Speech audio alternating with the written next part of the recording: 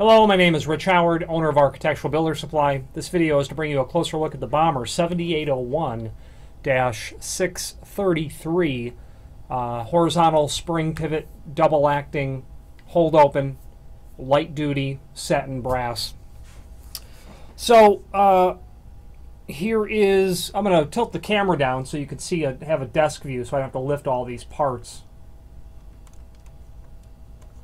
Okay, so here are all the parts laid out on the desk. Move everything aside, go through them one by one. This video is just a kind of a brief introduction to the pivot itself. I have machined for these pivots several times in the past. I have mortised doors for these several times in the past. If this is the first time that you're mortising a door for these or installing one, it's somewhat intimidating, but after you're done, you'll become an expert. So the 7801 series, first of all, is a light-duty pivot, double-acting spring pivot from Bommer. This is for light doors, like light hollow core style doors. You know, up to 35 pounds and a maximum width of about 3 foot.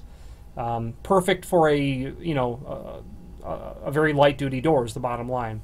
For 1 3/8 to 1 3/4 thick, this is the bottom pivot assembly that you see here. The spring that is here is not adjustable, whereas on some other models by Bommer they are. This is a hold open, so if I were to grab the floor plate, you can see that I can actually, because it's such a light duty, I could get that cranked all the way to the hold open position if I wanted to, and that's accomplished. It's going to be kind of tough to see. That's accomplished. You can see that there is a bird's mouth, so to speak, cut inside of there, and when you get the door to about 85 degrees, it'll snap and hold open until you tug on it. This is the 633 finish, which is satin brass. You've got 2 floor plates here, satin brass finish. Okay, these would mount basically like that. That's what they're going to look like when it's installed. You're going to have a heel plate, which is going to attach to the edge over here to dress that up. You're going to get a top pivot. This is the header portion. Let's take that out, show it to you.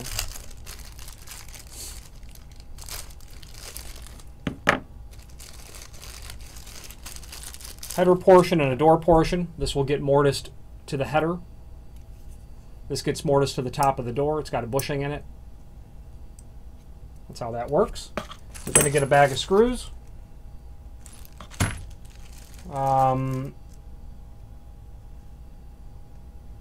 For that installation. Another bag of screws here as well. These unfinished zinc screws would be used for attaching the body to the bottom of the door. So there's a link to the template below this video, and